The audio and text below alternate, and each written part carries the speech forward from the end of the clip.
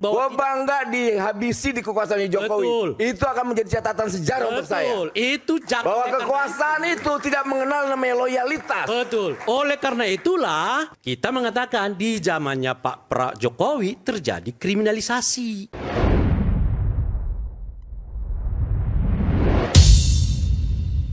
Ukuran pemerintahan 5 tahun ke depan masa diukur dengan 3 bulan sekarang. Itu nggak fair juga. Nggak mungkin kita ternina-bobokan dengan hasil kepuasan sekarang. Karena nanti juga belum tentu. Sama halnya waktu Jokowi. Semua rakyat senang. Ujung-ujungnya mencaci maki tuh. Sampai ada orang yang bilang, anak muda tadi disampaikan, kita anak muda kehilangan kebayang. Apa? Dicaci maki Jokowi? Diapain? Segala-galanya difitnah? Nggak ada tuh anak muda yang ditangkap. Kawan kita Syahganda Nenggolan ditangkap di rezimnya Jokowi. Jumur Hidayat ditangkap di rezimnya Jokowi. Karena asumsi mereka ikut serta menggerakkan massa untuk menolak undang-undang cipta kerja. Aduh bos, kayak gini-gini tak usah lah. Ini kita tahu semua, ini kawan gue semua. Ya. Dan kita juga tidak suka dengan tindakan waktu itu kekuasaannya Jokowi. Anda banyak sekali salah satunya kabinetnya Jokowi yang ugal-ugalan, yang maling, yang rampok. Kita lawan tuh. Makanya Anda saat itu keluar dari kekuasaannya Pak Jokowi disebabkan Anda membela Munarman yang dianggap diperlakukan dan dikriminalisasi. Entah saya sakit hati nggak? Bukan, yang saya mau katakan itu adalah Anda membantah pernyataan Anda sendiri. Mana? Yang mengatakan nggak ada itu kriminalisasi di zamannya Pak Jokowi. Ada Syahganda, ada Jumhur. Bahkan Anda keluar dari pemerintahannya Pak Jokowi disebabkan Anda membela Munarman yang saat itu menurut Anda dikriminalisasi oleh pemerintah. Dan saya bangga dengan apa yang dilakukan saat itu. Oleh karena itulah Bung, gini Bung, itu ketika kita aktif di jalanan, di zamannya Pak Jokowi oleh kekuasaan, terjadi itu seperti menaruh mahkota di kepala kita bos. Dan kala kriminalisasi itu terjadi, Bung Noel yang mengaku dirinya sebagai aktivis nggak bisa terima. Saya lebih memilih di jalan ketimbang mendukung kriminalisasi yang dilakukan oleh saya dengan bangga tuh. Kira-kira itulah bangga. Gue ngebangga ngebelain kawan gue Munarman. Gue bangga dihabisi di kekuasaannya Jokowi. Betul. Itu akan menjadi catatan sejarah untuk saya. Itu bahwa kekuasaan itu tidak mengenal namanya loyalitas. Betul. Oleh karena itulah kita mengatakan di zamannya Pak Jokowi terjadi kriminalisasi. Pertama begini, soal Prabowo dan Jokowi atau Jokowi dan Prabowo. Pak Prabowo itu selalu menyatakan bahwa apa yang dilakukan pada masa dia sekarang ini adalah kelanjutan dari program-programnya Pak Jokowi. Jadi kalau sebelum turun Pak Jokowinya tingkat popularitas pemerintah pada saat itu kan udah di atas 70%, hampir 80% juga. Jadi hanya sebagai kelanjutan sebetulnya ini masuk akal. Itu satu. Kemudian yang kedua, program-programnya Pak Jokowi yang sangat populer, kemudian diminati masyarakat, itu tidak ada yang dipotong. Nah sehingga wajar kalau misalnya masyarakat kenal betul ini. Jadi nggak ada yang terusik sedikit pun dengan keberadaan Pak Prabowo sebagai presiden. Lalu bertambah sayang dengan Pak Prabowo masyarakat ini. Dengan apa? Dengan program-program baru. Contoh guru, kemudian buruh kemarin. Kemudian ada subsidi pupuk yang tadinya masih dipotong sana potong sini sekarang harus sampai ke rakyat. Kemudian ada lagi swasembada pangan yang sedang dikerjakan semua rakyat lihat. Dari yang disampaikan oleh Bung Partaunan ini mau mengatakan begini, kan tingkat kepuasan terakhir di Pak Jokowi itu 80%. Sekarang 80,9%. Artinya Pak Prabowo hanya menghasilkan 9% tingkat kepuasan. 0,9%. 0,9 ya? Dalam waktu 100 hari. Katakan 1% lah kita bulatkan di 1%. 1% itu sumbangsih dari 1 MBG. Kedua kenaikan guru, kenaikan buruh. Ya kan? Lalu apa tadi? PPN yang 20%, haji yang dimurahkan. Jadi udah begitu banyak digelontorkan oleh Pak Prabowo. Tambahan-tambahan di luar apa yang sudah pernah dikerjakan oleh Pak Jokowi. Ternyata tingkat kepuasan ke Pak Prabowo itu masih 1%. Penjelasan saya tidak seperti itu. Saya katakan ini Pak Prabowo ini adalah kelanjutan dari Pak Jokowi. Andai kata programnya tidak bagus Pak, nggak tertutup kemungkinan turun sampai 50%. Tidak tertutup kemungkinan sampai turun 40%. Karena kelanjutan belum selesai, jangan dipotong dulu.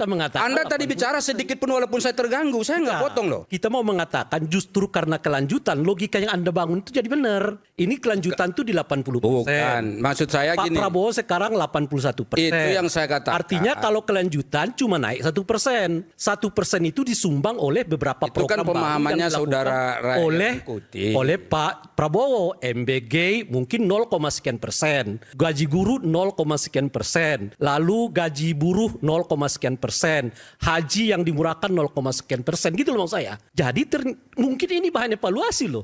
Jadi MBG itu nggak sampai 1% loh. Ada tadi sebetulnya penjelasan tambahan, misalnya penegakan hukum Pak. Penegakan hukum sekarang kan orang semua senang. Misalnya Semua senang dengan penegakan hukum. ya Mahkamah Konstitusi tiba-tiba memutuskan bahwa tidak ada presidensial threshold. Emang Anda pikir Pak Prabowo tahu soal pemutusan? Enggak tahu. Buktinya jalan, enggak diintervensi. Onan mengatakan salah satu keberhasilan Pak Prabowo itu adalah penegakan hukum terjadi. Oke, kita ambil tuh ya. Apakah Anda mau mengatakan di zamannya Pak Jokowi penegakan hukum tidak sebagus di eranya Pak Prabowo ini? Ini kelanjutannya. Dan saya katakan kan kelanjutan. Bagaimana sih dari tadi ini berpikirnya bolak-balik. Sudahlah Pak, kalau soal putar-memutar cerita ini. Kalau itu kelanjutan. Saya belum selesai nih. Kalau itu kelanjutan, tidak usah Anda jelaskan karena itu bukan barang baru.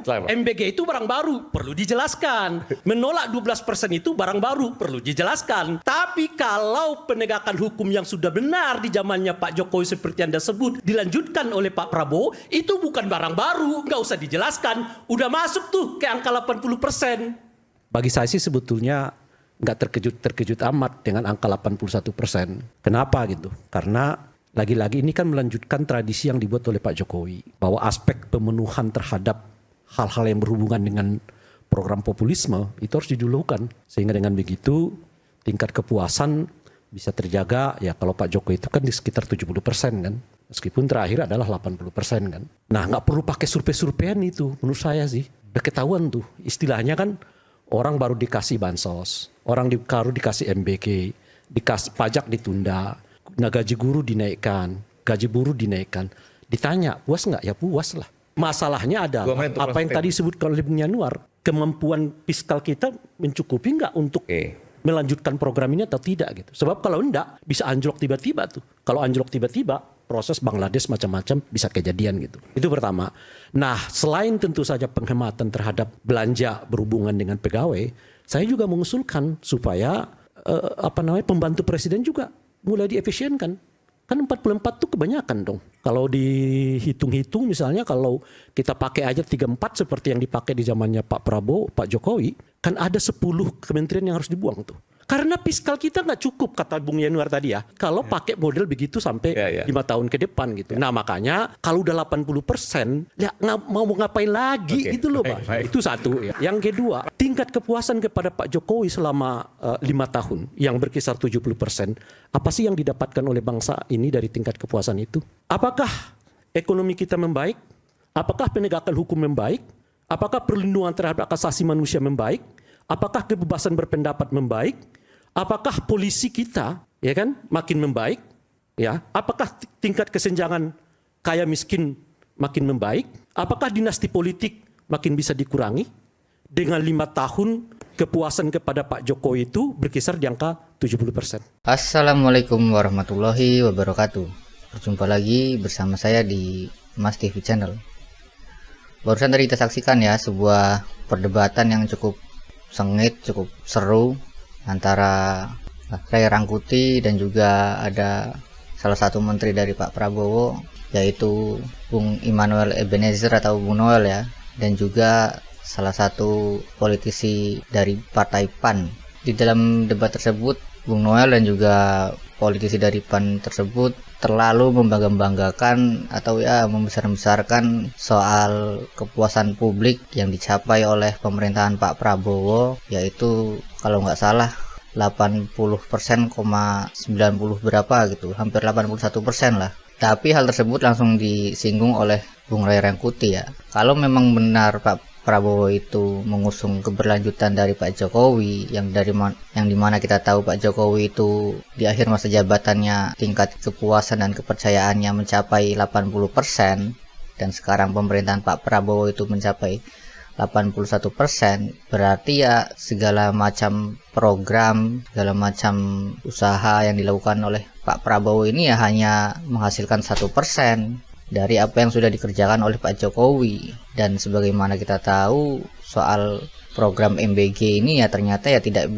terlalu bisa mengangkat tingkat kepuasan dan juga kepercayaan publik ya. Dan juga seperti dibatalkannya PPN 12% lah, dinaikannya gaji guru honorer dan juga gaji pegawai negeri, itu semua hanya berdampak 1% dari tingkat kepuasan yang dulu diperoleh Pak Jokowi 80% dan sekarang Pak Prabowo memperolehnya 81%. Dan hal inilah yang membuat Bang Immanuel Ebenezer atau Bang Noel dan juga politisi PAN itu seperti nampaknya nggak terima ya, marah-marah dan juga ngotot. Tetapi ya seperti yang kita tahu, Ray Rangkuti ya dengan santai, dengan cerdasnya menanggapi, sehingga beberapa kali sempat dikakmat lah dan juga sempat dipatahkan argumen-argumennya ya, soal membanggakan Pak Jokowi, soal membanggakan Pak Prabowo. Jadi kalau hanya berdasarkan survei ya kita tahu, kita semua kan tahu sih survei itu ya hanya pencitraan saja untuk para pemerintahan agar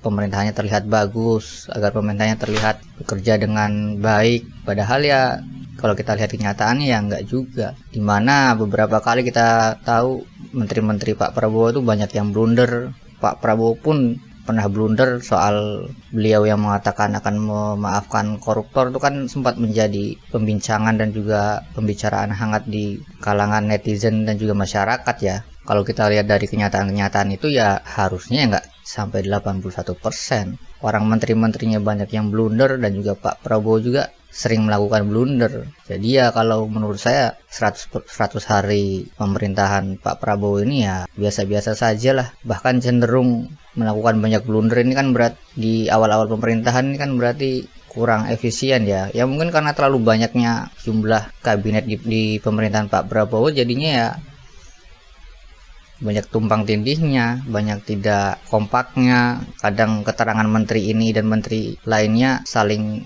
bersinggungan, tidak satu pendapat. Ini kan sangat menyita perhatian masyarakat ya. Karena kan kita tahu semua masyarakat Indonesia ini harapannya tinggi kepada pemerintahan Pak Prabowo. Tetapi ya kalau menteri-menterinya dan Pak Prabowo semakin hari semakin sering melakukan blunder ya nampaknya semua orang banyak yang pesimis. Dan bagaimana menurut pendapat kalian soal 100 hari kinerja pemerintahan Pak Prabowo ini? Silakan tulis komentar kalian di kolom komentar. Wassalamualaikum warahmatullahi wabarakatuh.